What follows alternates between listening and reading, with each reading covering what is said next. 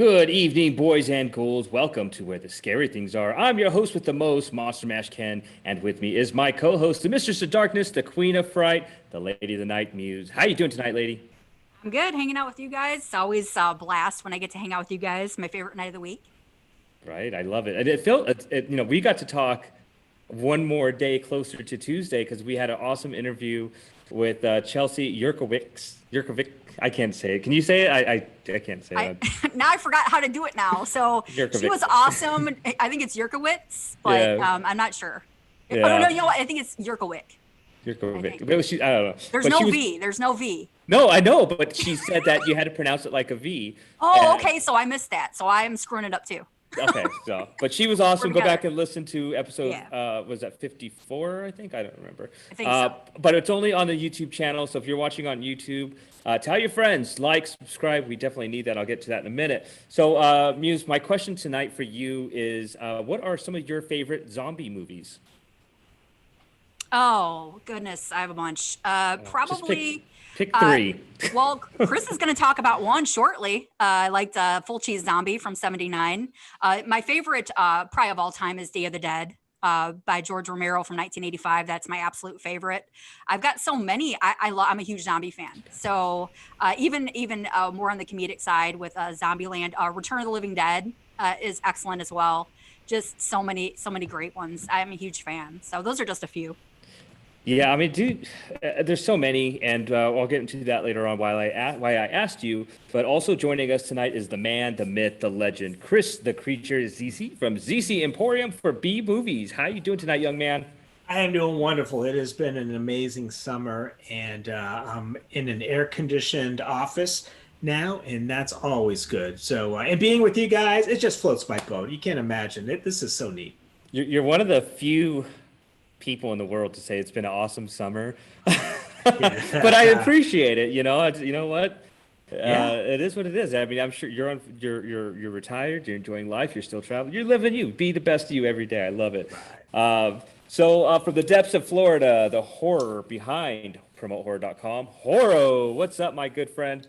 Oh, I am definitely still in coronavirus hell here. And, I've had some time thinking it is the summer, but I was kind of thinking of Camp Crystal Lake and what's happening over there.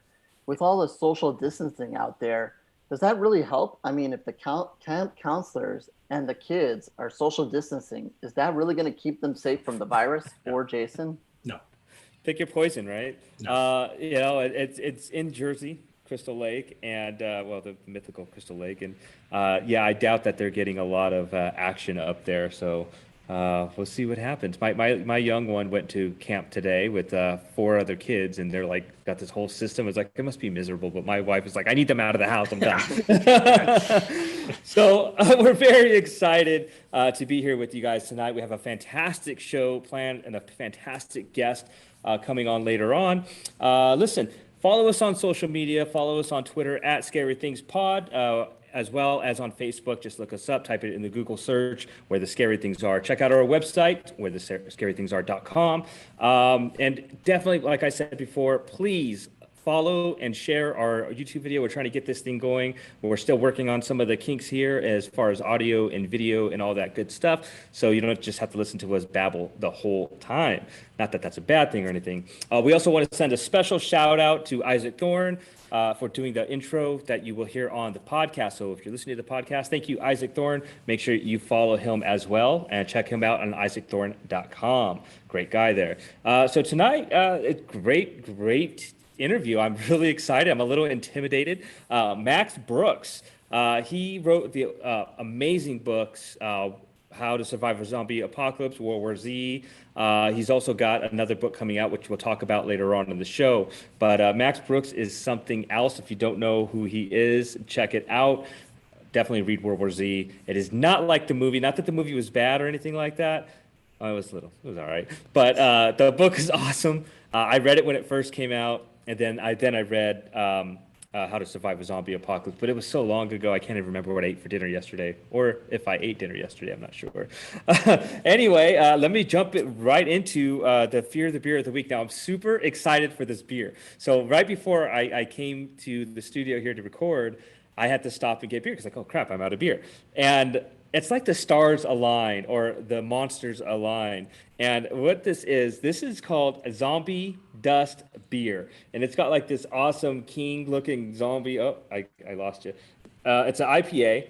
The intensely hopped and gushing undead pale ale will be one's only respite after the zombie apocalypse. Created with marvelous friends in the comic industry by Tim Seeley. Also, I just want to show you guys like the box of this. Look at that. Isn't that rad? It's like this. I love that. That I is know, cool. right? Wow, look at the art. Yes. I was like, I gotta buy this. What is? I don't care if it tastes like crap, and I don't know what it does. Well, we're gonna find out right now. So, Fear the Beer of the Week, Zombie Dust. Let's see.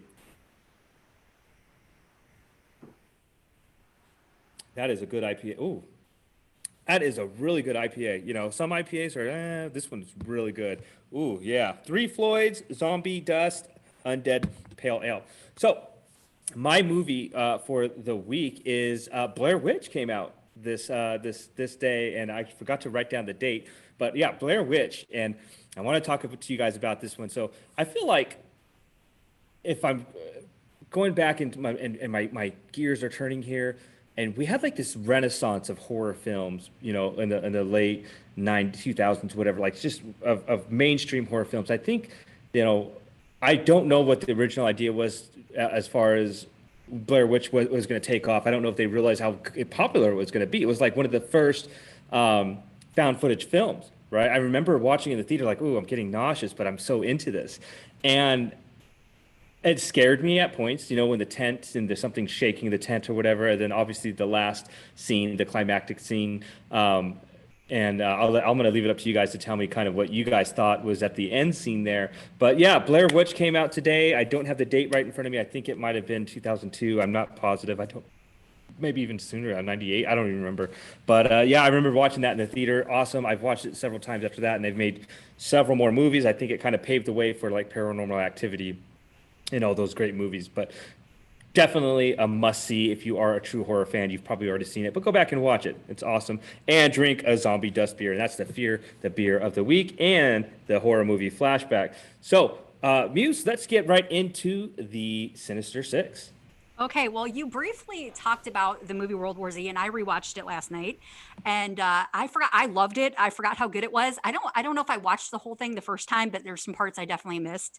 Definitely like pulse pounding action. I mean, just this movie moves at about 100 miles a minute. So, but it stars Brad Pitt, who I love. But looking back, I really don't remember Brad Pitt from too many horror movies. I know he did some stuff early on in his career.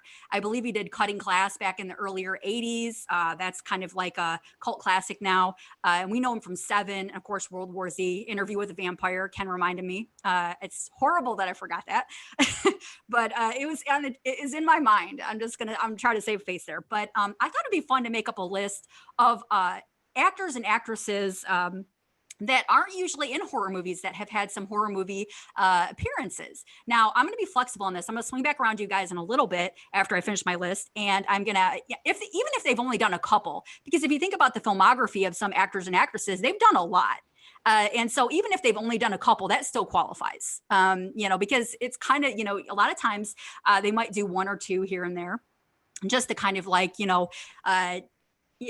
extend their palette, their acting palette. So I'm going to start out with my list. So the first one I got is Paul Rudd in Halloween 6. And we know Paul Rudd. I mean, he's not, if people like think back to like Paul Rudd was in a horror movie. Yes, he was actually Halloween 6. And he played Tommy Doyle. And this is kind of like the grown up version of Tommy Doyle from the original movie Halloween.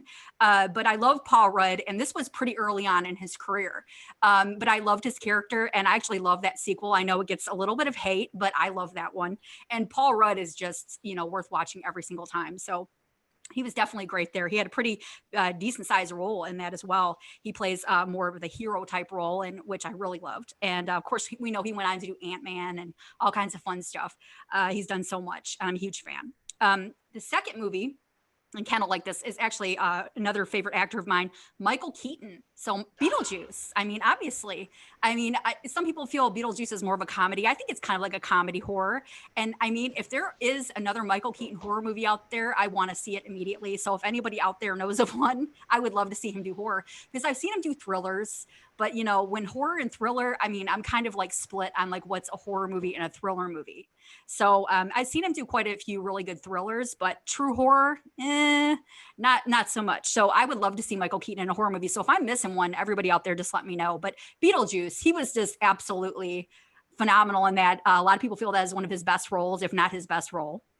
I loved him, and I love him in everything. So I'm biased, but he was excellent as Beetlejuice, no doubt. The third is Matthew McConaughey. Now, this is going back a little ways to like the 90s, the mid 90s. This is when he was starting out as well. I think this was a couple years after Dazed and Confused. Texas Chainsaw Massacre, The Next Generation from 1995. Now, I know this one gets a lot of hate, but this is one of those so bad it's good movies for me. This also had Renee Zellweger as the lead heroine there. And McConaughey plays a completely and total psychopath in this. He's part of the crazy family that terrorizes her throughout the movie. And he's got like this mechanical leg thing going on, and it's just amazing. He is excellent in this one, totally off the chains, crazy. He was also in My Boyfriend's Back, which was a horror comedy, I think in the early to mid 90s as well. So I remember that briefly. That was a fun movie. The fourth is Samuel L. Jackson. Now, I might get a little heat for this one because he's done a few horror movies, but I remember him mostly from Deep Blue Sea and 1408. Some people might say Snakes on a Plane. But I really liked him in both of those, in all of those actually. And I'm a huge fan, but we don't really know him for horror. He's kind of more like drama, I guess like crime drama, etc. The fifth actor, I'm sorry, is Harrison Ford. And a lot of people think Harrison Ford, What Lies Beneath. And I talked about this movie last week from 2000. It's more of like a ghost story, vengeful ghost story. And go back and check that one out if you have not seen it. He's great. He plays a totally, I don't want to ruin too much, but I can't say too much about what the role is that he plays without ruining part of it. But definitely go check that out. He had a birthday the other day, so happy birthday, Harrison Ford, 78th birthday. So I love him. So yes, What Lies Beneath. That is the only horror movie I remember him from. So if there's any out there I've missed, definitely let me know. I'm a huge fan. And last one is for Chris. And I want to say I would bet money that Chris has reviewed this because I need to find this immediately. It's actually streaming on YouTube for free right now if you have not seen it. Demi Moore in Parasite from 1982. See, I knew Chris was going to know. This is, I guess, one of her first, if not her first on-screen role. Acting role. She's the lead actress. And this is definitely one I want to go back and watch because I'm a huge fan of Demi Moore. And I had no idea this movie existed. And I believe it is streaming on YouTube for free. And it might be on Tubi TV as well. I'm not sure. But Chris, I know he's nodding over there. So I'm going to let him probably talk about that more in a minute. But those are my top 6. So I'm going to start with Chris, actually, and ask you, who are some of your favorite actors and actresses that have starred in horror that we don't usually see? I've done 1,300 reviews on my blog. Parasite was the 4th one. Oh, wow. Yes. November of 2013. I was 4 years old. You got to see it. It's great. She plays an orange juice maker, believe it or not. And she was just in General Hospital back then, and that was it. Right. She wasn't big. She wasn't Demi Moore back then. She was Demi Moore, but she was a soap opera actress, a fledgling one. But okay, get this, guys. Frankie Avalon. You guys know who he is? Oh yeah. Oh yeah. Definitely. Yes. Yeah. Would you figure him as a slasher? No. No way. Oh. Yeah. Dawn Wells would. You know that chick from Jaws 2, with the short shorts on and those legs? Oh, yeah. Oh, yeah. She really was tormented by him in the 1982's Blood Song. He plays a real psycho. How about this? Charles Bronson. Yes. Wow. Yes. Yeah. Yes. Not as Charles Bronson, but when he still was Charles Blazinski, he was in House of Wax. House of Wax. With Vincent Price. Clint Eastwood. Tarantula and The Revenge of the Creature, and one more, and I know horror. This is one of your favorites, Pia Zadora. And okay, it's not really horror. It's kind of more science fiction. Santa Claus Conquers the Martians. One of the little kids was Pia Zadora. Oh, that's cool. Yeah, so I could go on and on, but Frankie Avalon, who would have figured? Never. I'm like beach blanket bingo. That's all I got right now. But I loved him. I loved watching his movies growing up. So yeah, definitely. I need to go back and see some of these because I love, seeing actors that usually don't do that sort of genre do horror. So awesome. right, Horo, who you got? All right. Well, it was strangely this person came to mind, and probably not for a good reason. This is a famous person, depending on where you want to come from. But I mentioned her because of her death scene, and that is Paris Hilton. In the House of Wax remake, Yes. she was, very, all on the news and all over the place at that time. And it was just so wonderful to have her come on screen and just, and it was such a great death and everything. So yeah, Paris Hilton for not the right reasons. I guess we talked about George Clooney last week and From Dusk Till Dawn, and of course there's Johnny Depp, who was in A Nightmare on Elm Street a long time ago. And there's someone else I'm thinking of, but I have a feeling Ken might mention it, so I'm not going to steal it. I'll see if he says it. Oh, I'm curious now. No, there's one I left out because I thought Ken might say it too. I wonder if damn it, you Horo. guys. I mean, I thought of two. Nicole Kidman and the others. That Yeah. was one. And Benicio del Toro and Wolfman. Those are Oh my yeah, two. I thought you were gonna say Jennifer Aniston and Leprechaun. I really did. That's what I was going with. Yes. Oh, okay. So, truth be known, I've never seen Leprechaun. I've never seen any of them. What? Yeah, Oh, that's a good one. or if I have, and this is my very young adolescence, Chris, don't call any of your FBI friends on me, but I may have been extremely high watching it. I don't remember. They're listening. I don't have to call them. Oh, Yeah, man. but I think Don't worry, all right. Got you a pardon. I think marijuana is illegal here. I don't smoke or anything at all anymore. Nothing. You weren't having wrong with it. premarital sex at the same time, were you? Yeah. So let's get right into the next segment here. No, I'm just kidding. It's a great lineup. Muse. It does give you a lot to think about, and as the show goes on, I'm gonna be thinking like, oh yeah, oh yeah. One other name I thought of was Tom Hiddleston when he was in Crimson Peak as well. Yes. It's a little bit newer film there, but there's a lot of really good actors that get casted in horror movies. But I like the ones that if you had to dig way back when, like Gregory Peck, in The Omen, that might have been another one. Yeah, I was going to say Jack Nicholson for The Wolf, and I was like, oh, wait, Jack Nicholson in The Shining. And then I thought of Benicio del Toro, which That's is a even good better. one. Yeah, so yeah, really cool stuff there. Keanu Reeves, you could say in Dracula. I almost said yeah. him. Yeah. But a And lot of Constantine. oh, God, I love Constantine. Yes, love it. I'm hearing rumors that they might do something this week. They might announce something. We'll see what happens with Yeah. stay-at-home Comic-Con. So yeah, well, let's find out what's going on in the horror world with news and remakes and what horror has in store for us this week. All right. So basically, coming off the top, I mentioned Camp Crystal Lake. So that means today we're going to revisit Friday the 13th. And the last couple of weeks, we've had some fun doing our kind of own remakes. But here, they actually did one in 2009 for the good or for the bad, depending on your point of view here. So let's get into this, and we'll see whether this one pissed me off or not. We've already talked about Leatherface, and we've talked about Freddy. So why not Jason? Summary is very easy. Jason sees teens, sees camp counselors, anybody else that comes into his area, and kills them. We all know the story very well. This one here stars Jared Padalecki from Supernatural. He's probably the most well-known person in this movie. And then there's Danielle Panabaker, who is on The Flash. So if you've seen her on The Flash, and she's been in some other stuff as well. And of course, Derek Mears plays the role of Jason. Very awesome guy. If you ever get a chance to meet him, so nice. Hard to even believe he's Jason. But you can say that about some of the other ones. But let's start off with problem number one of this movie. And that's basically right off the bat. And the movie opens and they kill off Jason's mom.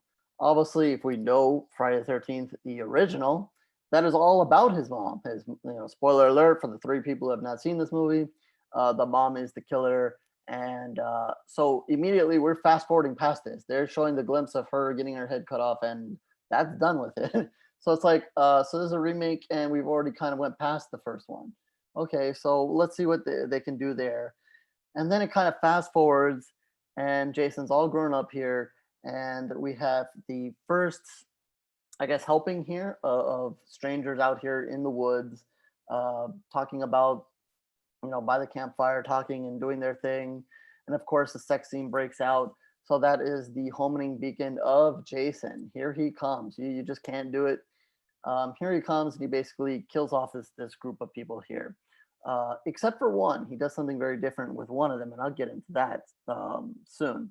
But very interesting here how they go through this part, and it's about 25 minutes of an opening here before they even throw the title card at you. Very unusual. Usually, you get a couple of minutes and then the title card, or maybe even 10 minutes or so. But this one actually goes about 25 minutes. And one is known as one of the longest openings to a movie before the title card comes out. So I'm not really sure why they did that. I guess they just had to throw a lot of Jason at us to open this off. And, we get a standard Jason there. So, like it or not, that's him. The odd part is what they do with the mom there and why they just kind of fast forward over that. I really think that going into this movie, if you were going to make this a different remake or do something, you had an opportunity right there. That was the opportunity. Kind of go back and maybe do a little history here and tell us a little bit more about Jason, and more about his relationship with his mom when he's little. We get glimpses of it throughout the entire franchise series, but not a whole lot. I would have found it very interesting, and at the time talking about this movie, if they would have thrown in a dad there. I know he's known as Mama's boy and so forth like that, but you had an opportunity here to throw in a dad. I mean, he doesn't have to be that important, but just throw him in there for whatever's sake. Add. This is a remake. Do something different. Do something added. Just don't kind of skip over part one. Just starting at the end of part one and moving on. It was kind of odd that they did that. And we'll get on to another complaint about how they kind of jump from movie to movie along in this remake. But let's tackle number two problem, and that is Jason himself. Some people may like what they did to Jason in this movie. Some people may not. Originally he starts with the sack on his head. It's a weird looking sack, kind of like the original one better. And we all know that he used that in part two. Obviously, the mom used that in part one, and then later on, he moves on to the classic hockey mask, which we do see him eventually obtain in this movie and use as well. But the thing that Jason here is kind of his behavior here. In some of the other ones, he's kind of just slow moving and he just meanders around and he's just killing off whoever's having sex because he doesn't like you.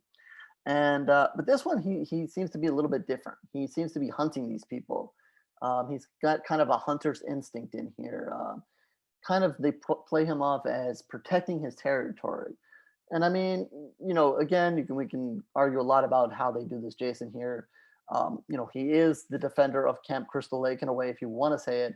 But I think in the other movies, he kind of plays it smooth and it's more about who he's going after. Here, they kind of make it seem like he's very territorial and he's covering his bases here. Another thing he does in this movie, which some people complained about, is that he runs. He's very fast moving in this. There is no slow Jason in this movie. While he does run at times in some of the other franchises, movies, he's mostly known for walking. And I think it's a good thing for him because there's that extra fear. If somebody's just going to get you and they're just walking, even if it's speed walking, there's that fear factor that, hey, they're going to get you. And there's the stereotypical, oh, she tripped down in the woods, that leaf jumped up and got her and gave Jason a chance to catch up. But, so be it. But if Jason's running after you, I mean, what chance do you really have? I mean, you had almost zero chance to begin with. And now he's running, forget it. Like it gives him too much of an advantage. So I really didn't like to see him run. I prefer the walking. It just sets a tone and then you can kind of play the music behind it and have fun with it. Another thing they have Jason here is Jason has a lair in this movie. When the hell does he have a lair? Was he Batman in this movie? I don't know. He's got his own little hideout there. I mean, I guess maybe some people wonder where the hell Jason goes when he's done killing everybody. So, I guess this movie felt like they had to give Jason a home within Crystal Lake. But I just, I'm like, no, I'd rather have the mystery of Jason being wherever it is. And, typically we end up seeing wherever he's ended up passing away, at the bottom of the lake or something. So I really didn't like that. And the last thing that I really didn't like here is that he kidnapped somebody. when in the hell does Jason kidnap anybody? Jason usually kills people. That's what he does. Why is he kidnapping people? Is he a kidnapper too? He's going to add that to his resume. I don't think so. I know that, they play it off as the girl looks like his mom, so he wanted to keep her, whatever. No, no, no, no. That is going way beyond. And I know we had that one episode there, one movie, and he's there and he's looking at the girl, and the girl kind of plays his mom, and it's a trick that's been played on him before, trying to play off like his mom. But they try to put their own twist here and have the girl in the cage because she looks like him, and then that plays a role later at the end of the movie. But I didn't like it. If you wanted to have the girl look like the mom and have her run around and maybe had her run into Jason while he's killing other people, and then maybe Jason freeze during the movie, that's fine. But this whole, throw her in the cage, wait for later in the movie, then release her and then have the ending scene. I didn't like it. I didn't like his lair, and I didn't like his cage. And another thing they use is, I guess, the cage the layer leads way for him to have tunnels to go underneath and get to where he's going quicker. Now that's an interesting thing, because a lot of times we see Jason just pop up here and there, and you're like, how the hell did he do that so quickly? And he's walking. So that idea I kind of liked. I didn't mind him going through tunnels and that being the way of him getting from place A to B without anybody kind of knowing. It's a good explanation. But the whole layer thing, I didn't really go for that. And then I guess the third thing here, and I kind of tipped it off in the first part here, is that they really do a bad job of jumping around in this movie. There's a tad bit of part 1 to open, then it kind of goes to 2, kind of goes to 3. This is supposed to be a remake. We've talked about many remakes. We've seen how a lot of those are just solely on one movie. They're replacing one movie. They kind of stick to that. Maybe there's a glimpse here or there at something, but for the most part, they are focused on the one movie. And this one just goes in part 1, goes in part 2, 3, 4, and even has glimpses of some of the other ones in there. There's just too much. They're trying to cover too much bases here. They really needed to narrow that down and just cover. I know it's really a hard thing to do with the mom there, and I can kind of see the difficulty there. When you're going to remake this, are we doing it from the mom's point of view, or are we really going to Jason angle, and how do we merge that? And I think if they would really just focused on those two things and made a good movie, they could have done maybe the first half of the movie a lot of backstory with the mom, moved into the mom, maybe doing some killing, maybe then somehow fast forward, and then get into Jason. That would have been better. But instead, they have to incorporate all these other movies into it, and it just becomes a mess by the end of it. And maybe you can say they're throwing Easter eggs out there, for fans to kind of find which movie, what are they talking about here and there, but it's just too much in the end. I guess a couple of other things I like to throw out there.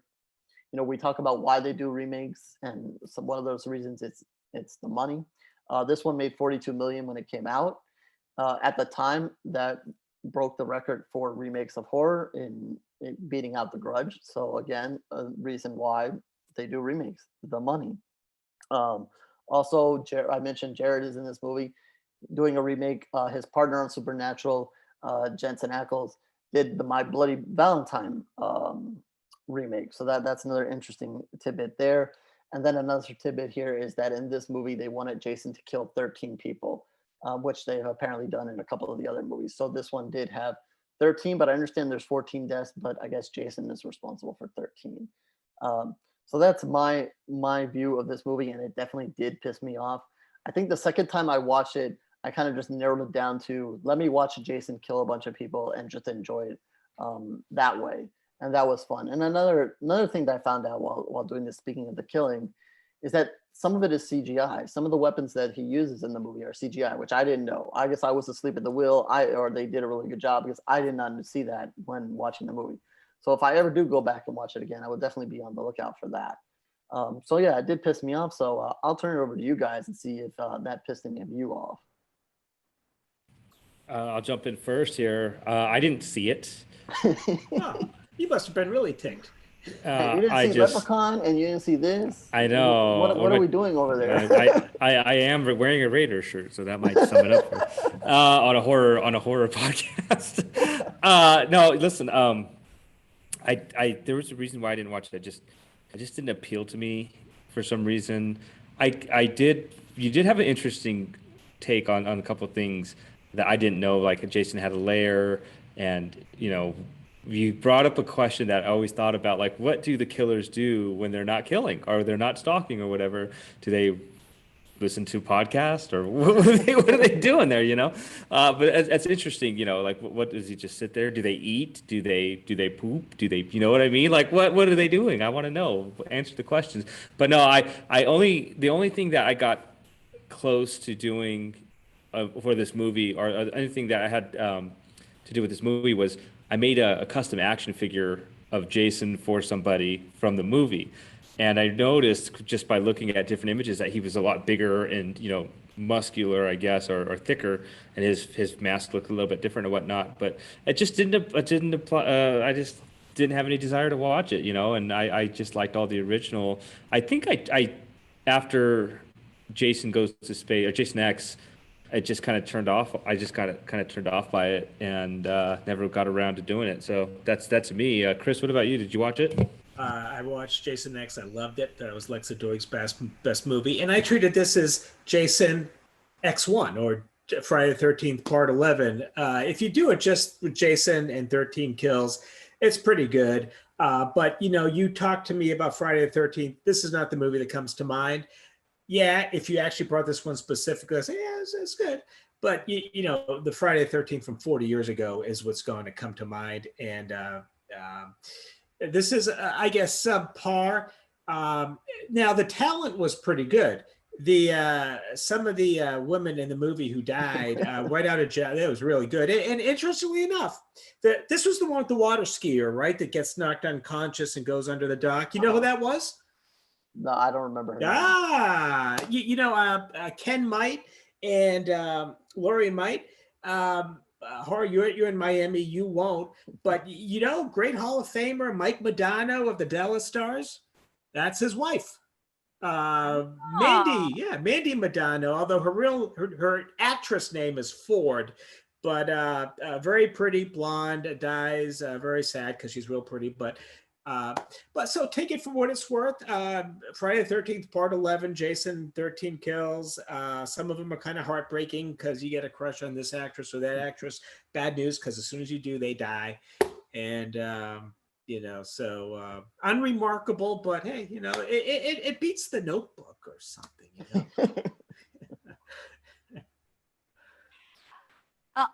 Okay, so my take on this one, I really dug Derek Mears as Jason. I thought he was really, really good, really fun to watch, and brought, kind of like I really enjoyed the different actors that portrayed Jason over the years as well.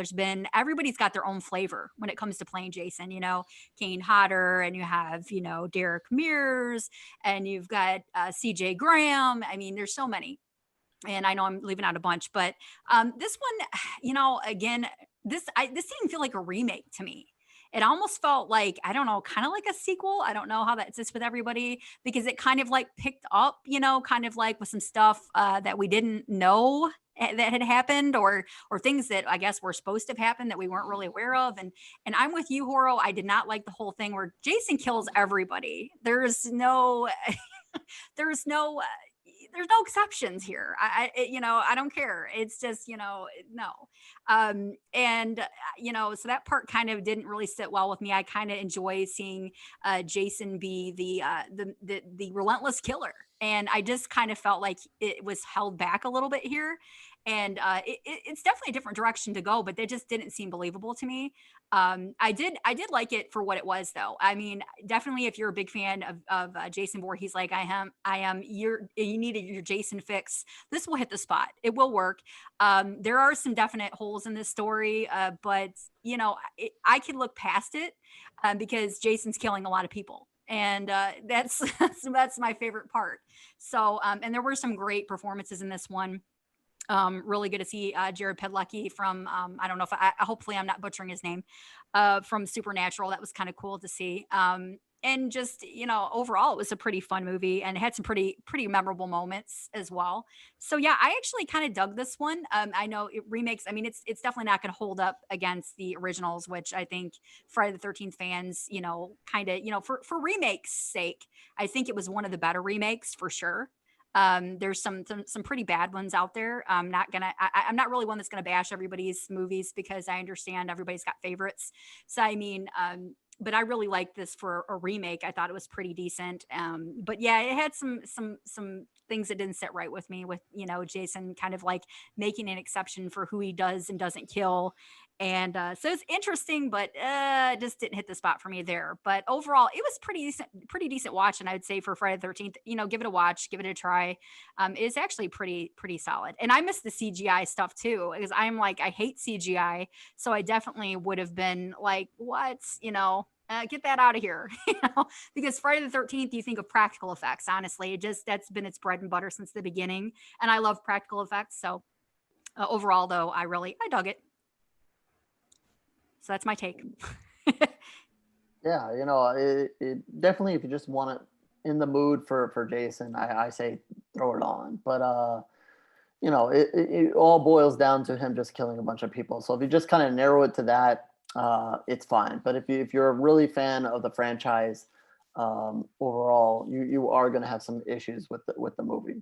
So speaking of that, let's just jump right into the news, and I'll just kind of lead off with Friday the 13th, because the 16-disc Blu-ray collection is going to be coming from Scream Factory in this October. So that is just recently announced. So again, if you're a fan of Friday the 13th, this is going to be another must-have collection that they're about to put out. For those wondering, Joe Bob, it was announced actually today, so catching this live, you're in the benefit. Joe Bob will be back for a season 3, and they will also be doing a special in August, so you'll get to see him again in August. So I know season 2 just ended and people are already clamoring and wanting him back, and they've made it happen already. Here's an interesting one, and I had to throw this in, and I put the trailer on Promote Horror, is a movie called Slacks, and that is correct. Killer Genes. This is a Killer Genes horror movie. We've talked about all kinds of crazy stuff. Yeah, these genes are going to kill you, and this is going to be released at Fantasia. Huge festival, so this is a good spot for this movie to be released. And exciting news to end this off, or with a couple of things here, is John Jarrett, who we know as Mick from Wolf Creek, has announced that there will be a Wolf Creek 3, and both the movie and the TV series. So I know a lot of people have asked, a lot of people wanted to know what is happening here with Wolf Creek. There will apparently be both a 3rd season and a 3rd movie. Obviously, things are on hold now because of the virus, but he assures us that both of those things will happen in the future. So that is very exciting news. Not so exciting, The Purge, the latest movie, is the latest movie to end up in 2021. Also, Candyman has been pushed back from September to October, which, I don't know what they're holding out for. They might as well just push that back as well, but they're holding on. What's not holding on is Train to Busan Part 2. Apparently that will be coming here in August. I don't know how they're going to pull that off. Maybe it's just drive-ins, but apparently that is going to come. And if you can't make that, it will be on Shudder next year. So that is exciting news. And I'm going to end this with my recommendation, as always, 2 movies. One, The Room, which comes out on DVD Blu-ray next week on the 21st. I definitely recommend checking that out. And Ghost of War, war movie, horror war, which is pretty interesting.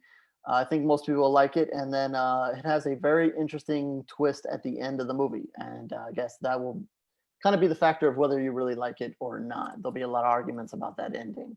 But those are my 2 recommendations for the week, and that is just the quick look at the news.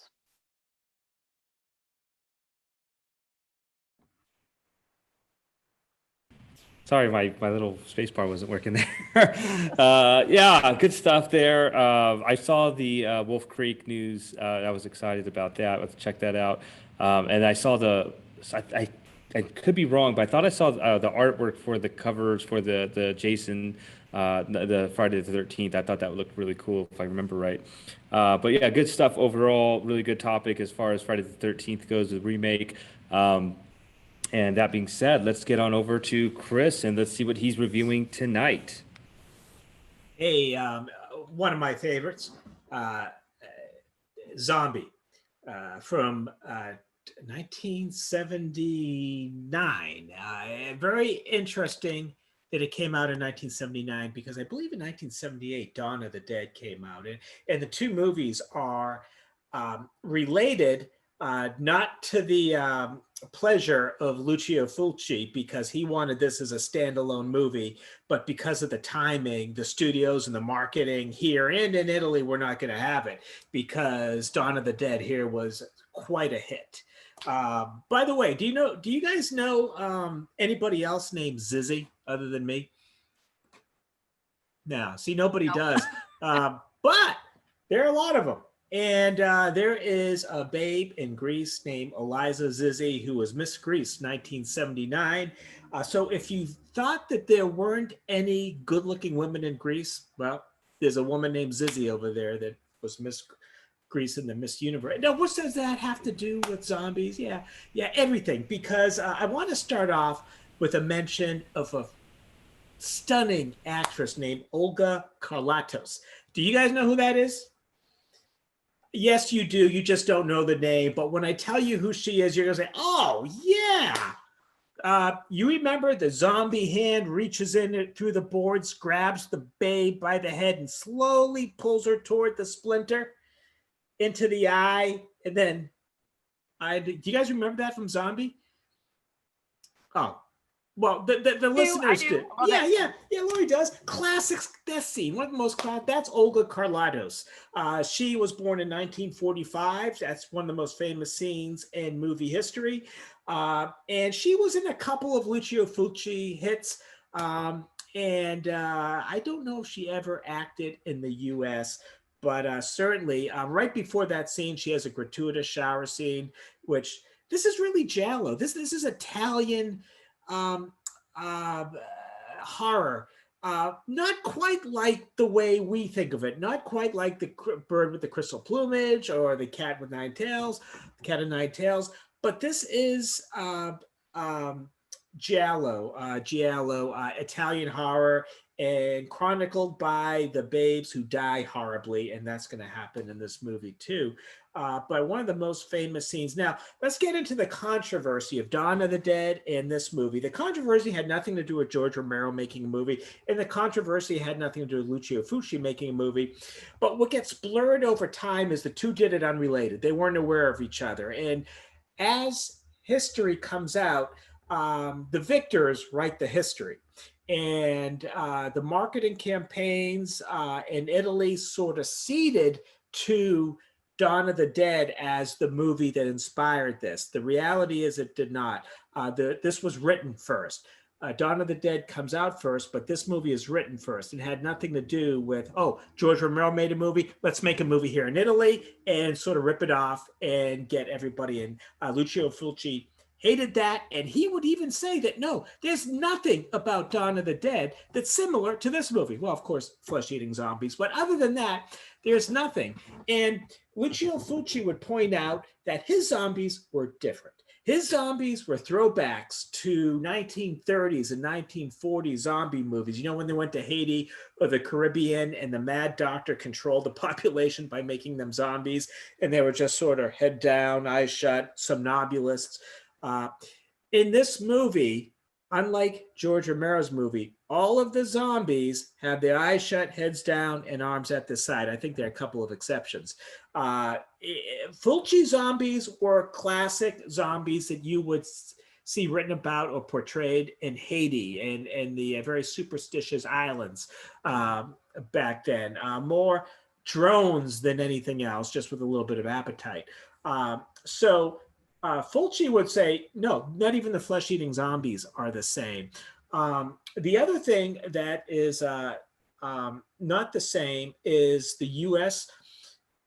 or zombie after Dawn of the Dead came out, and they wanted to not only appeal to U.S. audiences, but they wanted to, not Lucio Fulci, but the production company wanted to make this a connection with Dawn of the Dead. So what do? You throw in the US. And Zombie 2, or Zombie, also called Zombie 2, it was released as Zombie 2 because Dawn of the Dead was released in Italy as just Zombie. So it really was Dawn of the Dead 2. Again, Lucio Fulci did not like that. But the beginning scene in Zombie, Lucio Fulci Zombie, takes place in New York. The ending scene takes place in New York. Those two scenes were added in afterward to make a connection to the US's Dawn of the Dead. Now, the movie stars not only Olga Carlatos, a heartbreaking death. I'm still crying about that. And she probably was still wet from the shower when that happened. But Tisa Farrow, the name Farrow might mean something to you. Yes, this is Mia Farrow's sister. Unfortunately, Tisa left acting after this movie.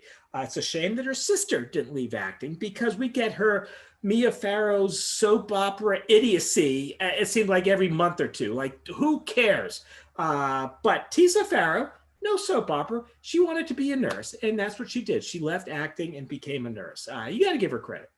And Ian McCulloch, who's made a lot of Italian films, also with Lucio Fulci, square-jawed hero type, classic look.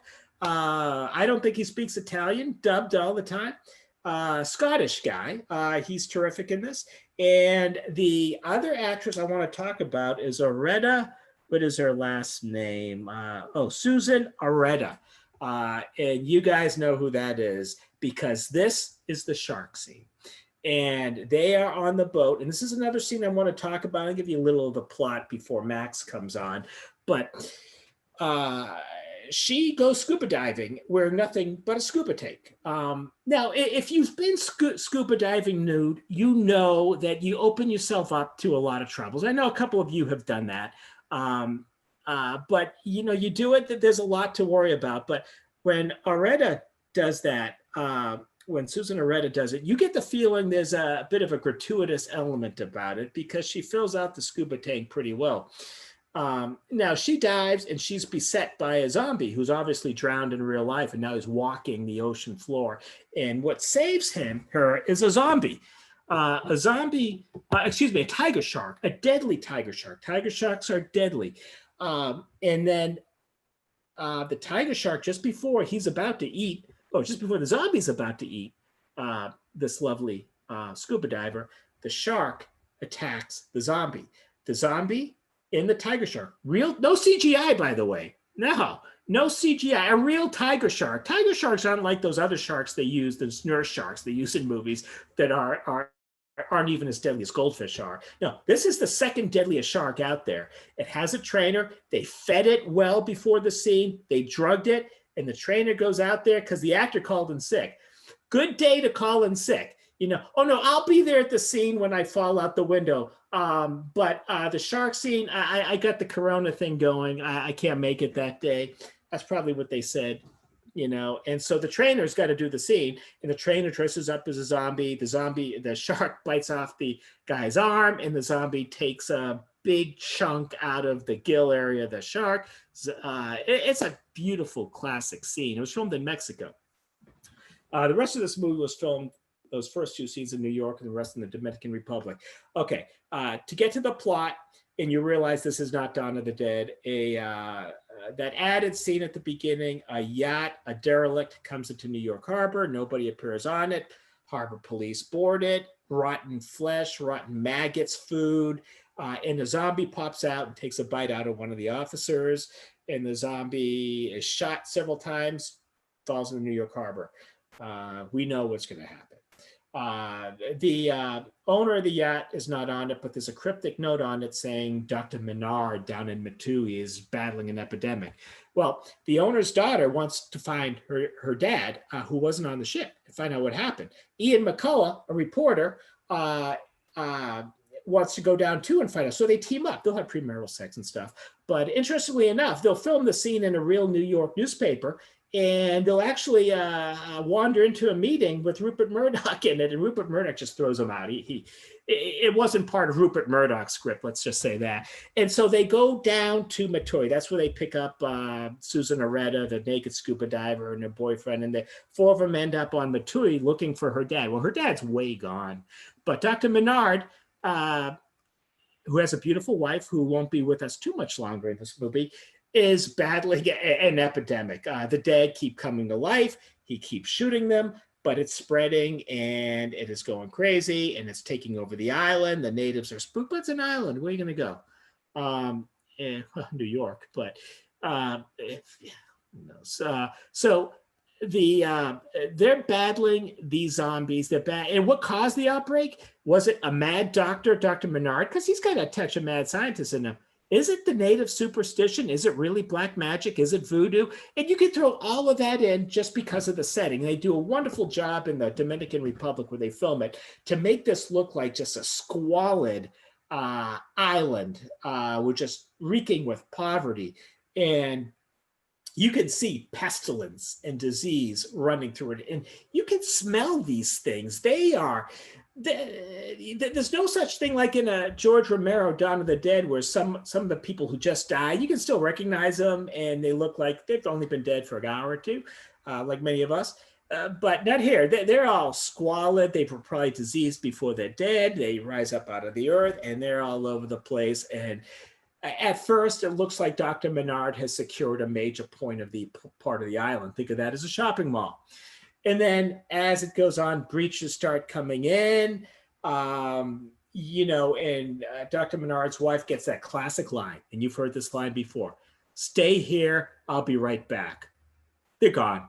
If you ever hear that in real life, run. Just don't even wait. Just whatever way he's going when he says that, you go the other way. That's the only way you have a fighting chance. You're going to die horribly. And unfortunately, the naked and wet Olga Carlatos does have a grisly death. And it's one of those deaths that's not in slow motion, but it's a slow coming as her eye comes close to that spike. And you're going like this. You want to see it, but you don't want to see it.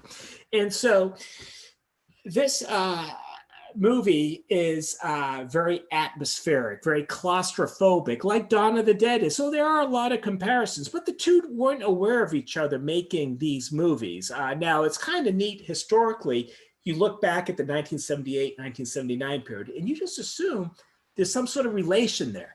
Even the music, Dawn of the Dead borrows sort of Italian giallo type music. I think the Goblins did it. It almost came out of an Italian movie. So the two seem to have borrowed from each other, though they didn't. And so the end scene, we're not going to go into the ending. You can probably figure it out from the beginning. Those very astute horror movie fans will recognize what's coming. And, and if you think about it, the end of Zombie, and I won't tell you what it is, has a lot of similarity to the end of Dawn of the Dead, where apparently you've escaped, but escaped to what? And that is kind of a ongoing theme to many of the good zombie movies. So that is Lucio Fulci's Zombie, I want to say underrated, but it is not. It is a cult classic, and a lot of people like me, like Muse, say it's one of the best. And but dispel the myth that Romero and Fulci knew and were copying from each other, or one from the other and the other from one. That did not happen that way. So that is 1979 Zombie as opposed to 1978's Dawn of the Dead. And that's my review. Excellent job, Chris. Zombie with the I, no E. Get it right. I used to have the mask with a little eye hanging out. Anyway, so yeah, great show. Great first half of the show. Let's get right into our interview with Max Brooks. Sit tight, everybody.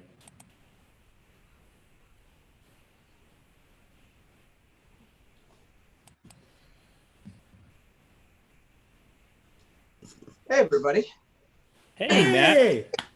How you doing, Max? What's going on? I'm good. I'm just trying to figure out how to get my camera working. There we go. Hey! Is How's that? Welcome. Oh, you're good. Should I go turn it? It's my iPad. What do you think? No, you're good. You're good. You are good to go. So yeah, we are live on YouTube.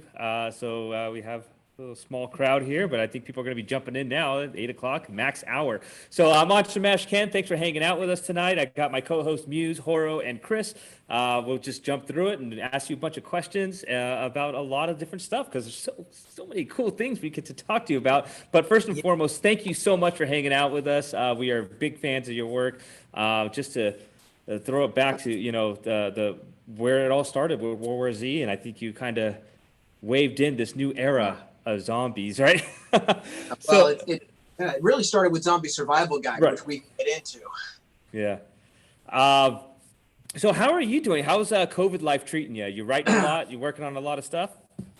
Yeah, a time of change, a lot of change. I was supposed to be on the road. I'm supposed to be doing a book tour. And it's been really challenging because I pretty much have made my career on the con circuit and one handshake at a time.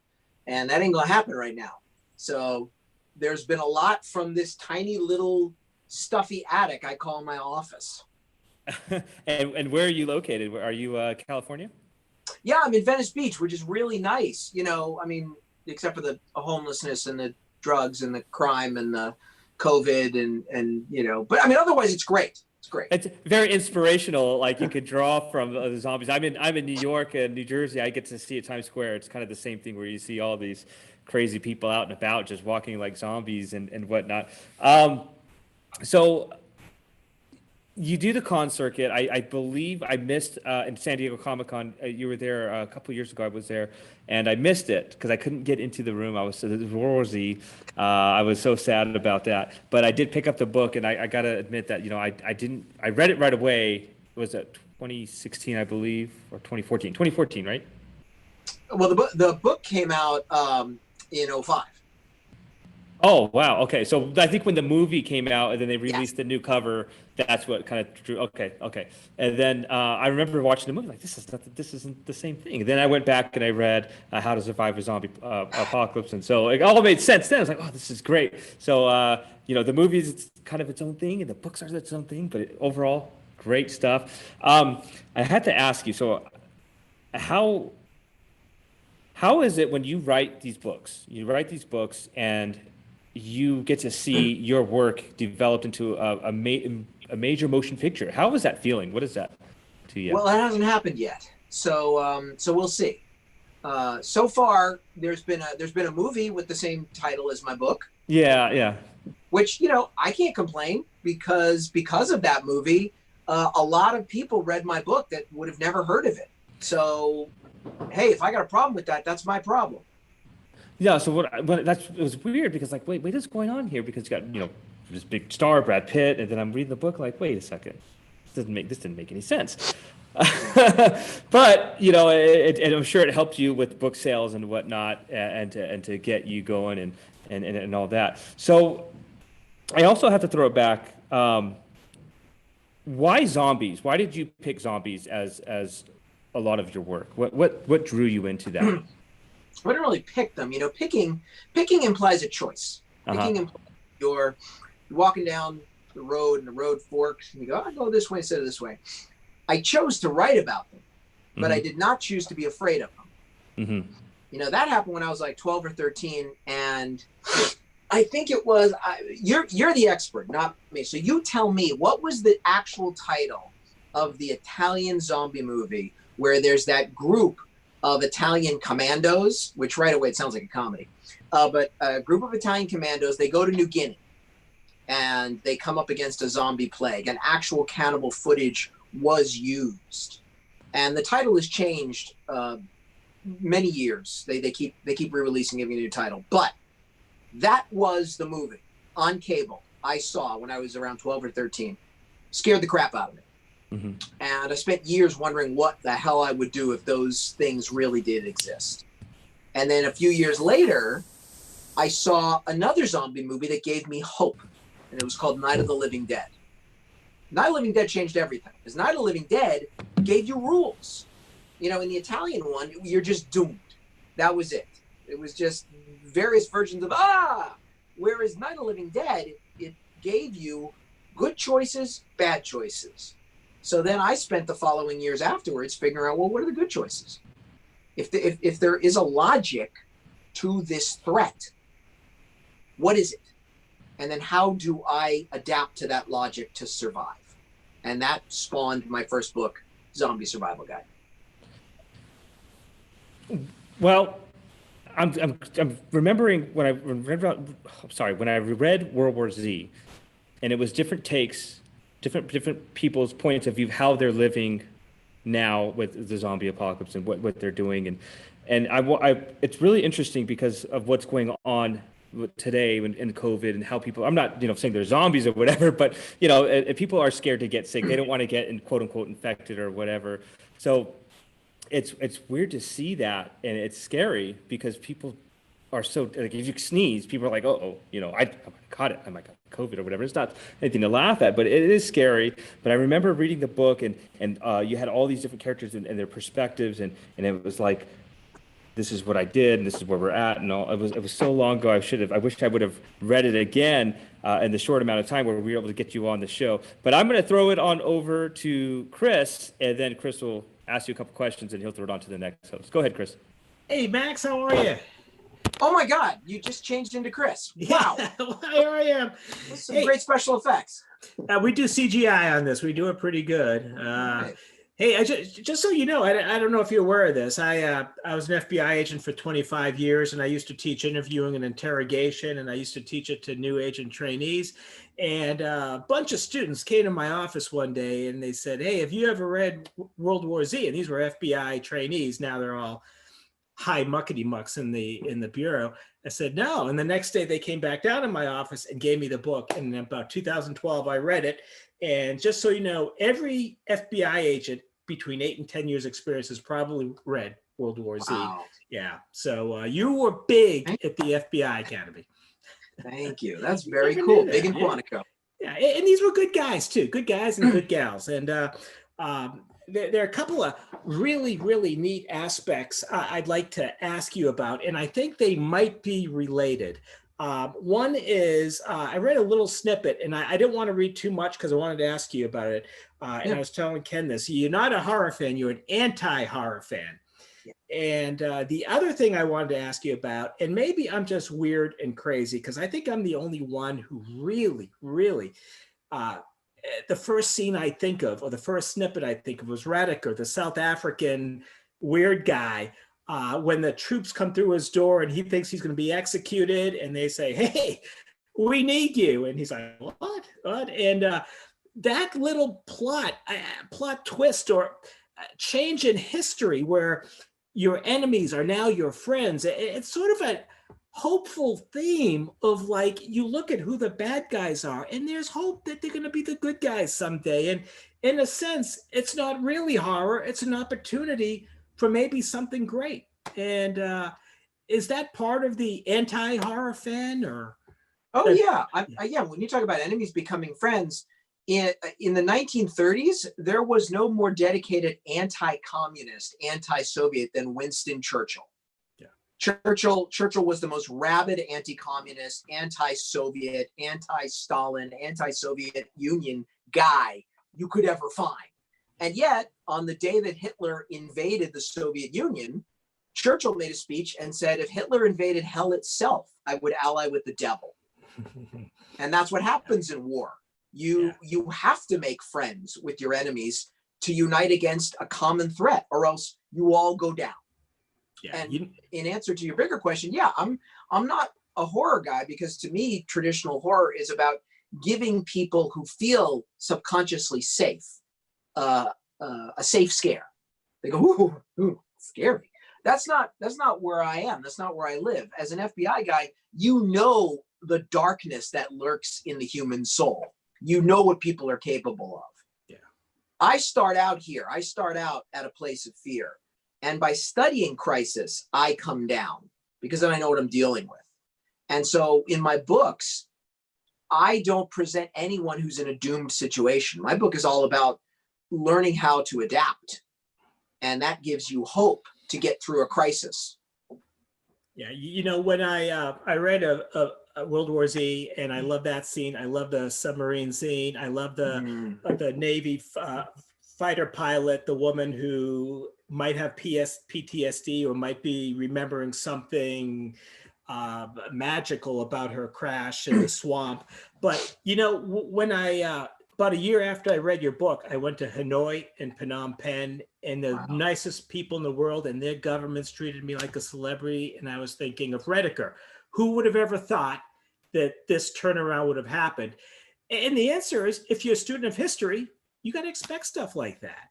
Yeah. But working backwards, Zombie Survival Guide, it's a marvelous book because you don't write it as a fear-mongering, hysterical, panic-stricken writer.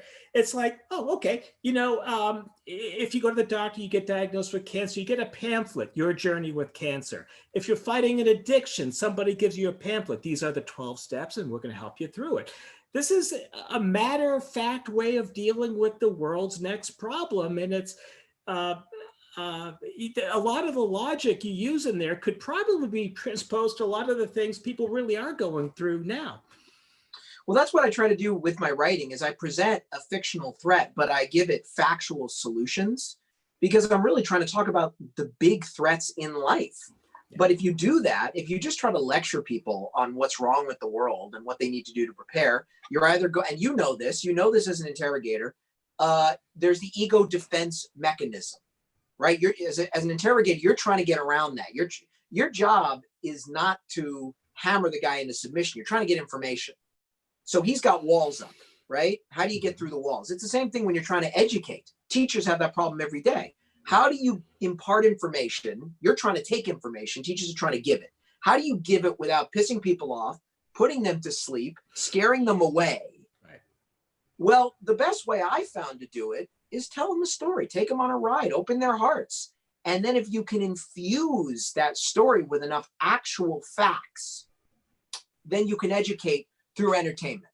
Like if I'm telling you how to survive a zombie attack, instead of bringing in some douchey alpha male who's just going to save the day, I give you a lesson. I say, here's a machete.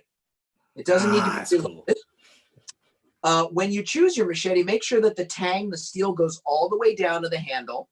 That way it doesn't break.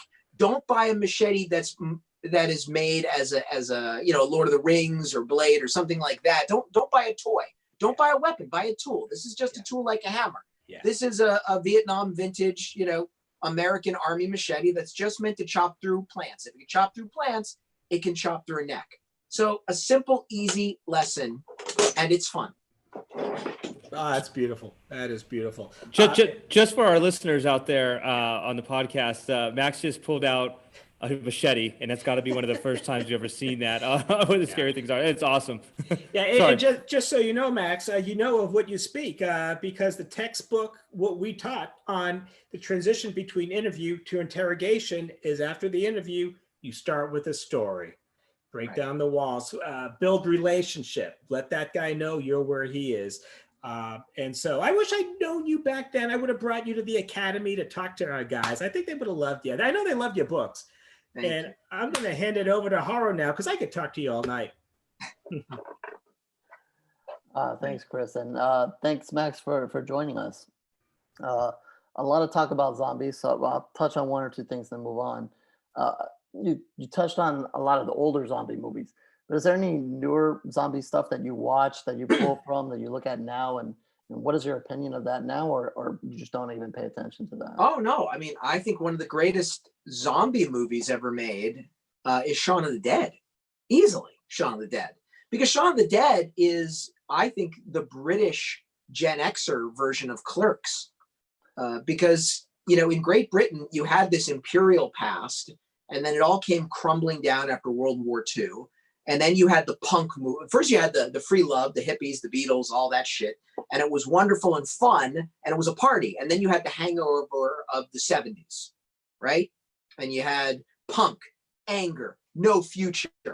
And then you had Margaret Thatcher in the 80s trying to rebuild this imperial glory. And then by the 90s, you had this lost generation going, well, where do we go from here? But if you just made a movie like that, wouldn't have been as interesting to me. But you throw in a couple British Gen Xers and some zombies, you got me. So I love it, and I love every frame of that damn movie. Is that partly because you have a little bit of comedy background or history in your family, or is that just, or kind of like that thrown in there, the comedy bit of it? No, I just think it's a good movie, and it makes me laugh, and it's smart, and it's got incredible social commentary, and it's one of the few movies that follows in the footsteps of George Romero. Because George Romero was trying to teach us about us. He was trying to tell stories about people. and he told them through zombies. And most of the people that followed him did not do that.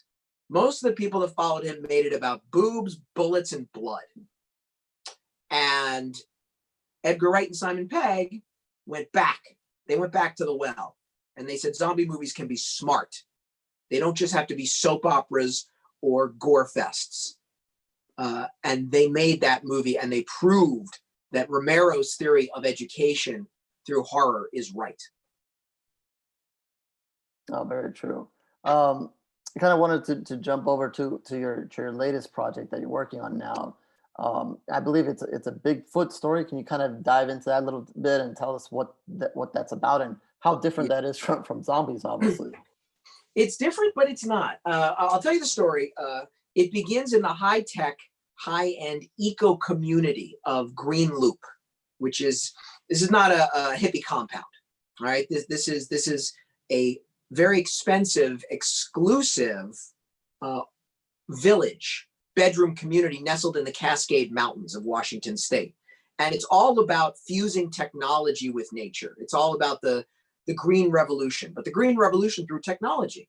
So what better way to save the environment than people who are well-to-do and educated from the city living in the country?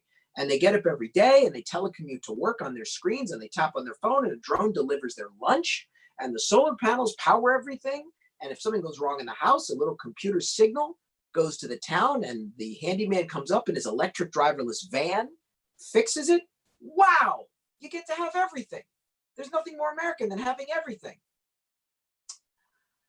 Until Mount Rainier erupts. And while they're physically safe, because they're on the other side of the eruption, that eruption blows out towards Seattle, causing the greatest natural disaster in American history. So these people are cut off. And more importantly, they're forgotten, because no one's looking for them, because they're outside the rescue zone. And winter is coming. And they only got about a week's left of groceries. And these professors and lawyers and hoity-toity intellectuals don't know how to change a light bulb. And if that's not the least of their problems, the eruption has driven a pack of very large, very hungry Sasquatch creatures towards them. And these creatures need to adapt as well, because they're omnivorous, but they're driven away from their foraging ground. And they need to stock up on calories too, because winter is coming. And they come over to Green Loop, which is essentially a pen of sheep. And that is where our story takes off. Awesome. Okay, so I'm kind of envisioning it now. So you're kind of playing it off as the Bigfoot, Sasquatch creatures are kind of replacing your zombies. Is that kind of sort of how it's going? Dude, everything I write about, it has one central theme, and it is adapting to crisis. It is people or systems or countries who are going about their way, doing what they do, and then suddenly what they do doesn't work. Something gets in their way, a crisis. And if they don't change their ways, they will perish. And that's zombies, Bigfoot. When I wrote Minecraft, somebody in the world of Minecraft needs to learn the rules to survive. When I wrote the Harlem Hellfighters about African-American troops in World War I, everything I do is one central theme: adapt or die. Yeah. Well, I'm going to adapt here, and that sounds awesome. I'm going to throw it over to Muse, because I'm sure she has some questions on this, maybe, and obviously maybe some more zombies. All right, Muse, take it away. All right. So I'm going to swing back to World War Z for a second, your book, and I'm going to ask you, what was the biggest challenge while you penned World War Z? What was the biggest hurdle? I'll tell you honestly, the biggest hurdle was the second draft, because the first draft I wrote out of order. I wrote all these little vignettes according to my passion, whichever I was the most excited about, or whichever research was the freshest in my mind, because I'm sure if you know my work, you know that I spend years researching. So writing the first draft was exciting and fun, and getting it all down on paper. And I was like, yeah, suck on this, Mark Twain. Then came draft number 2, in which I had to put these vignettes in cohesive order to tell a through line, to tell a narrative. And oh boy, the logic flaws, the editing, the contradictions. So, and that's where the real writing begins. And that's really every draft, every second draft of everything I've ever written. That's when you're a real writer. My mentor, Alan Alda, used to tell me that anybody can write, but a writer rewrites. But this one was particularly tough because it was herding all these stories together and forcing them to march in one direction. Oh, wow. Yeah, definitely. I love that one of your favorite people is Alan Alda. I love him as well. He's excellent. So I was going to, one of our listeners actually had a question. I want to ask his question really quick. Yeah. He wanted me to ask you, if you had the free reign to make any type of movie, what would it be and who would star in it? Like, who would you pick to star in this movie? Oh, wow. Well, I mean, I think there's a couple movies that need making, like, I don't know, Babylon 5, the movie. I think that's important. It's one of my favorite TV shows of all time. I've been waiting for that thing to get made. I think that would be an amazing cinematic reboot with, oh my God, the next gen, Babylon 5 next gen. Whew. Obviously, Devolution, I think would be a pretty cool movie to watch. But I'm gonna go with Babylon 5. That's awesome. Who would you pick to star in it? If you could pick any actors or actresses, who would be your top choices? Well, I bring back the surviving original cast, and if we could, I would have to find a role for Nathan Fillion because he's just awesome in anything you put him in. Simon Pegg, anything you put him in, he's just amazing. I'm obviously a huge fan of Kate Mulgrew. She's on the audiobook of World War Z. I'd love to see her in something like that. I mean, obviously it's cross-pollinating, but she's such a versatile actress.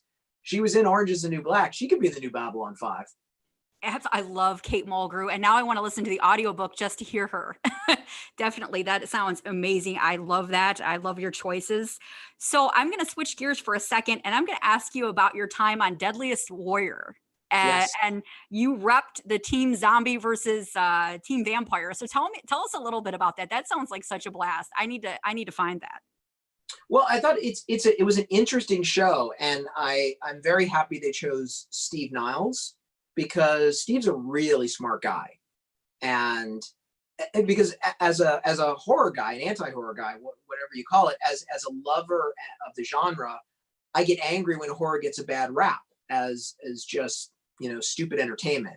Steve's really thought heavily about vampires, so it was very cool to have an actual intellectual discussion because we really got into not just weapons and tactics, we got into psychology.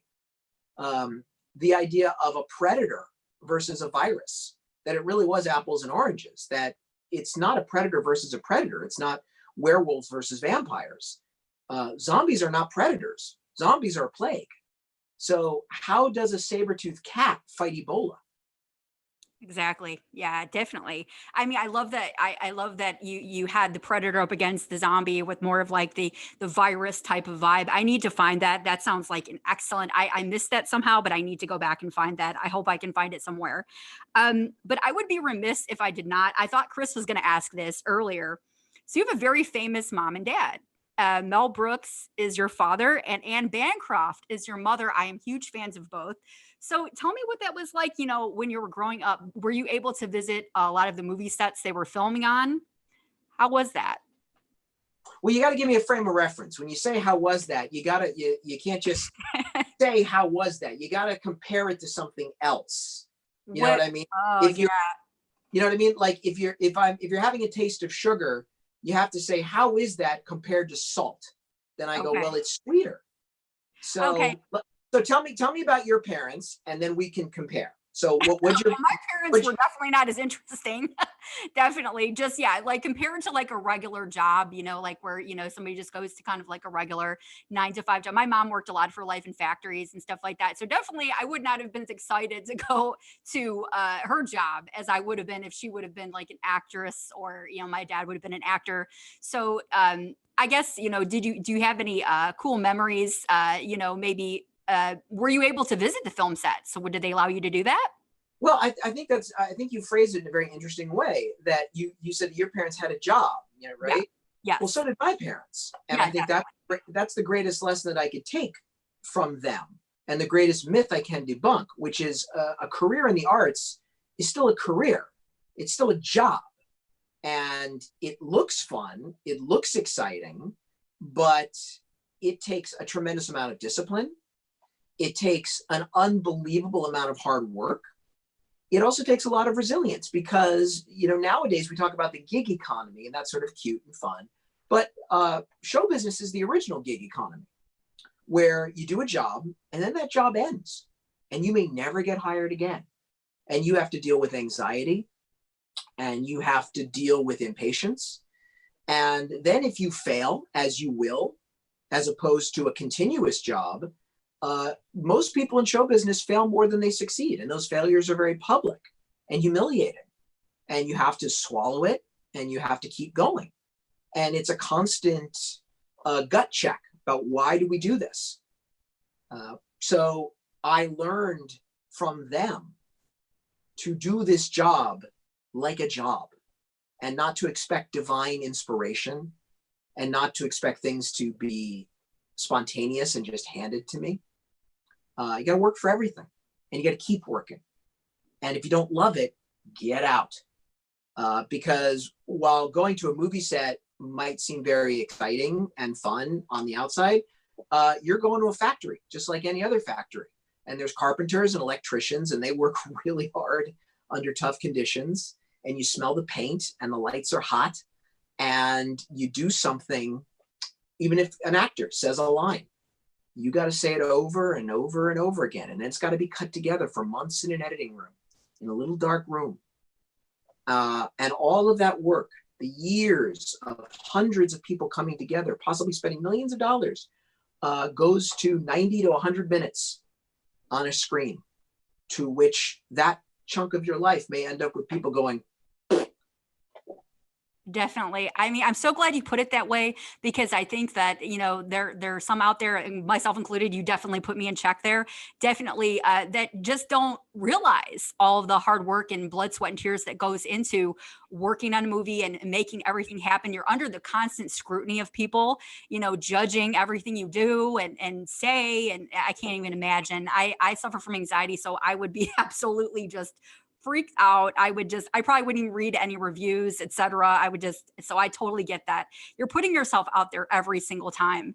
And I definitely am a huge fan of film and cinema. So I definitely appreciate all that they do. But I love that you put it that way, because I think there's folks out there that don't realize that. So, well, okay, go and ahead. that's why it's important to love what you do. Yes. Because, if you're getting into entertainment or the arts for money or glamour or any of the trappings, you might as well just go on heroin now and save yourself the trouble. Right. If you're going into it because you can't not, because you must, that is the only way. And those are the only people I've ever seen succeed, are the people who must. I've seen stand-up comedians perform at smoky little nightclubs in New York at 3 a.m. for 2 people in the audience. But they're not doing it for them. They must do it. My friend David Sedaris must write, and he must travel the world for 6 months at a time, because he has no other choice. Same thing with me. I'm just lucky enough to make enough money to keep doing it. But if I had to get another job to pay the rent, I would still be writing in my spare time.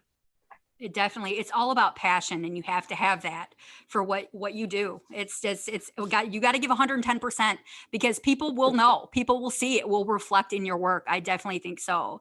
So before I hand you back over to Ken, I had one more question, and I thought this was really cool. So you have quite a repertoire. I did a little research on you. You've done quite a bit of voiceover work and a lot of animated series.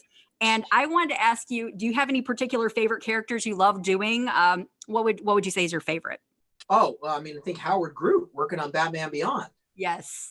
You know, because I got, and not so much for the job that I did, it's getting to work with the masters. I mean, I loved being in voiceover because there I am. I'm just sitting in a booth, and I'm sitting next to Kevin Conroy.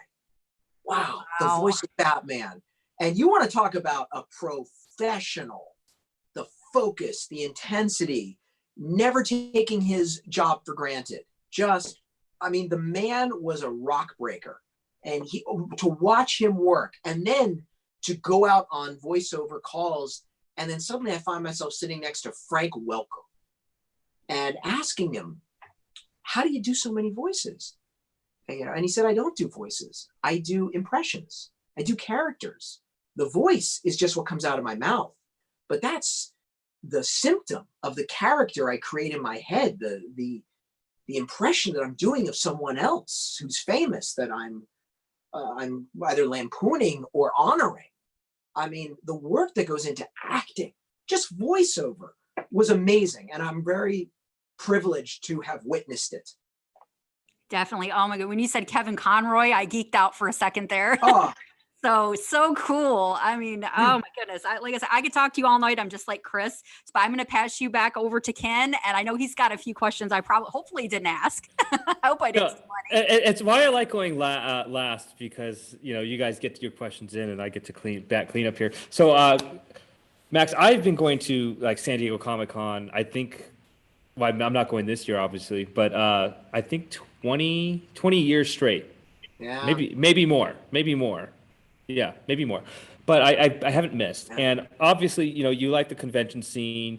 You live in prime convention area in LA area. There's a lot of different conventions that go around, promoting your work. Tell me about some of the crazier things that you've witnessed in Comic-Con, because I've seen some crazy stuff. One time I was in I was signing books, and a guy took my book, turned around, got down on his knees, and proposed to his girlfriend with the book. And I wanted to say, dude, you should have chosen a better book. Wow. I mean, I think it was interesting for me watching the cons change over time. Watch them going from sort of being like hardcore fans to sort of pop culture cons. And also for me, it's been quite a metamorphosis, because you mentioned my dad, Mel Brooks. Well, my first book, Zombie Survival Guide, was initially marketed as a comedy book. And that was not my choice. And I kept telling him, no, this is serious. I am a horror nerd who has spent many, many years thinking about how to survive a zombie attack. And they're like, no, that'll never sell.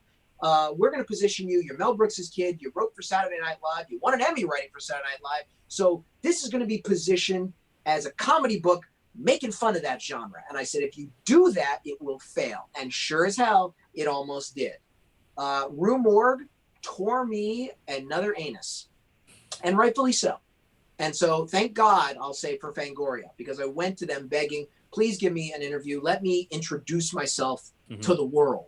And through Fangoria Radio with Dee Snider and Debbie Rashawn, God bless her, and through the cons, I was able to tell my story and say, look, I don't know if you've ever thought about what you would do if zombies come scratching at your window, but I sure as hell have.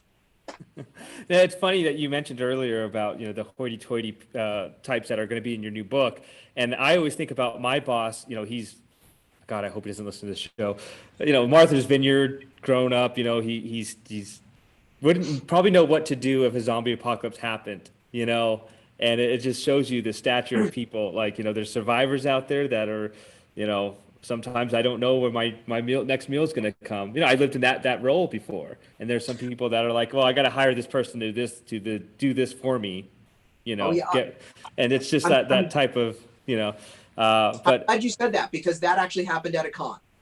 I got a question from a guy at a con. He was in a wheelchair, and he was a motorized wheelchair, and he said, and he thought he was making a joke. He said, am I going to be the first one to die in the zombie apocalypse? I said, you'll be one of the last. And he said, what do you mean? I said, dude, look at you. You wake up every day seeing the world as a challenge. Mm-hmm. For you, life is all about trying to adapt. It's all about the fight. You're already in the psychological mindset for surviving a zombie apocalypse. Most people around you, they take everything for granted, and most of them will die before they're able to transition psychologically into crisis mode. Mm-hmm. You're already there. So while everybody else is crapping their pants and crying and yelling, "Oh God, I don't know what to do," you're going to go and going, hey, everyone, on me. Come on, here we go. You know, if those, you know, I've waited in that Hall H line for 2 days, and I've done the Ballroom 20s, and just being on the convention floors in San Diego. If you can make it through that, I'm pretty sure you might be okay during a zombie apocalypse, because it's pretty nuts. So listen, Max, this is the point of the show where, you know, you've talked about what you're working on. When can we expect that, and what's in the horizon for you? I mean, what's coming up?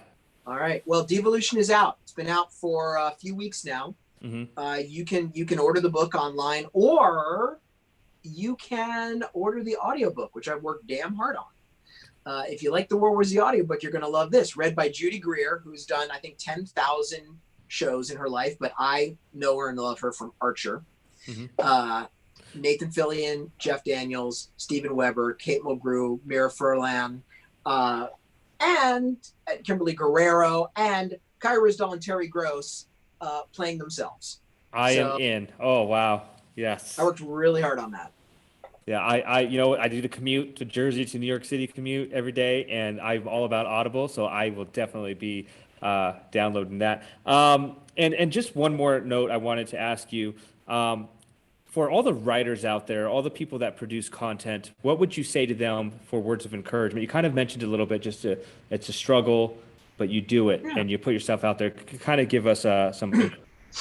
Well, I mean, I think Alice in Chains could do a better job than me with the song "No Excuses," because you know there was a time up until the internet where, in order to be a published writer, you had to get through the gatekeepers, right? You had to write your manuscripts. And then you had to go to someone. You had to go to a publishing company or a magazine editor. And they stood there in judgment. And they gave you a yay or nay. And if they said nay, then you could spend the rest of your life just wringing your hands. You know, I'm a genius. If they would only recognize it. Well, now with the internet, you can self-publish. No excuses. Some of the most I don't know if you call them important, but certainly some of the biggest books of this last decade, including one of my favorite books, The Martian, they started as self-published novels. And then the publishing companies took them over. So all you need is discipline and courage. The discipline to do the work, because like we said, this is work. All right, you're not going to just sit there and God's going to tap you on the shoulder and say, "Go forth, be a genius." It doesn't work that way. And then you need courage, because I would encourage every writer or every wannabe published writer, go on Amazon, find the most scathing, horrible, acid-dripped, knife in the throat review you can find, and imagine they're talking about you. And if you can take that, then go for it. Well, listen, Max, I truly appreciate it. I hope the people listening to this podcast, and if you're struggling to get your product out there, that should do it for you. And we've been very lucky, you know, with the show we had last week. We spoke to director Kelly Schwartz. It was just like I felt like I could run through a brick wall. Now I'm guaranteed that I'm going to be running through brick walls. Putting on a podcast ain't no joke. We put a lot of work into this weekly, and we are very blessed to get creators like yourself. So Max, thank you so much for hanging out with us on Where the Scary Things Are. We look forward to reading all your books. I got to go back and definitely revisit World War Z and How to Survive a Zombie Apocalypse. But thank you so much, my friend. It's been a true pleasure. Thanks, man. You take care. Have a good night. Thank you.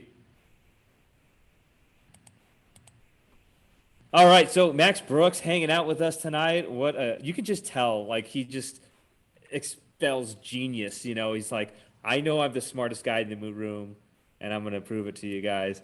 And just good stuff. I really feel like the message that he sent to just all the creators out there, and in a sense, all of us in this room are creators, and we put ourselves out there, whether it's a tweet or the podcast or a review, if you will, and we put ourselves out there, and it's on YouTube, and somebody can say, you know what, I don't like you guys' show or whatever. But you know what? We keep doing it because we love it. I'm not going to lie. I came straight from work. I was sweaty when I got here because I do, just like what Max was saying, I do construction, man. And, I'm not always physical in what I do, but today I was, and I jumped right into it because I love what I do. And I love talking to Chris, Horo, and Muse sometimes. Yeah, so that's pretty much our show for the night. Lots of fun talking about zombies, talking about books. Talk about Jason remakes, and thanks to the chat, a few people in there. John, thank you so much for hanging out with us, and James, also thank you so much. So we'll go around the horn and throw out some shout outs. Chris, let's start with you. I just gotta shout out Max. I so enjoyed meeting him, and I want to tell him he's a great salesman because as he was still talking, I went on my phone on Amazon and I bought Devolution, the Mount Rainier Massacre. So maybe I'll have a review of that in a couple of weeks. But nobody specifically. Like I said, I've traveled the lands over the last couple of weeks, been through several different states, got a chance to meet a lot of you. And I had a lot of fun doing it. Travel will continue for me.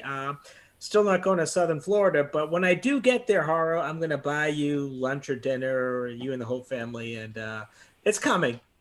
But, and ditto, everything Ken just said. All right. Speaking of Horo, what do you got for us tonight? Well, I appreciate that, Chris, but just do not come here anytime soon unless you want to put on some like hazmat gear or something like that. It is not safe and not recommended. So with that, my first shout out will not go to the state of Florida in no way, no how. Zero. No shout outs for you or any city anywhere near here. My real shout out tonight goes to my friend Losman94. He's on Twitter. Such a great follow, such a great horror fan. He's constantly on Twitter. He's got a podcast. He's also a blogger. He's famous for his lists. He has lists for everything. So definitely make sure if you're not following him to follow him and enjoy everything that he puts out there. And I'm continuing to spread the horror. It is crazy. It's just one thing after the other. So please stay tuned. More reviews, more news, and everything is coming. It's all about spreading the horror every day. And Gory Lori, that Muse, what do you got for us? Yeah, I'm here, still here. I had a couple. The first one is a really talented artist. I caught some of his stuff on YouTube the other night. I shared it there on Twitter. If you saw it, he does some really fantastic art. He did some speed art. It was Evil Dead themed. I loved it. Check him out on Twitter. He also has a YouTube channel. He's at Are You Afraid of 6? And his handle is Are You Afraid of the Art? And he is so talented. I was just blown away at what this guy did in like 2 minutes. I mean, just so fantastic. And there is another individual that I wanted to shout out.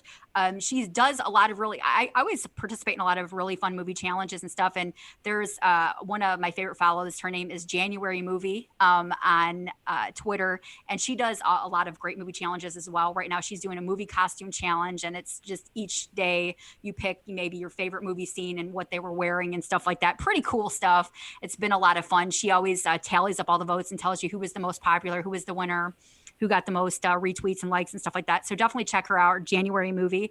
She does a lot of great challenges. And shout out to all of the people there in the chat, John and James. You guys are great. Thanks for sharing and all that good stuff. And that's it for my shout outs this week. I gotta go back on one thing you said, that you were amazed at what he could do in 2 minutes. I'm sure that's not the first time you told a guy that. Not saying anything there. so anyways.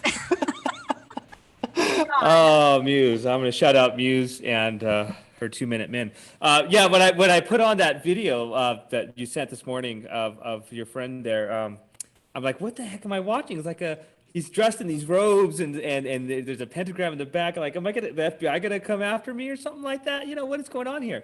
And then it's like, oh, I got a friend in the FBI. I'll be all right. I'll take care of you. Yeah, thank you. Anyway, thank you so much to all our listeners every week. We are hopefully Chris didn't make anybody mad in Greece as he ripped them a little bit earlier. I caught that. And our Florida listeners, we do love you.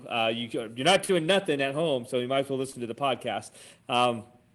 And wear a mask while you listen to podcasts because you guys are definitely contagious.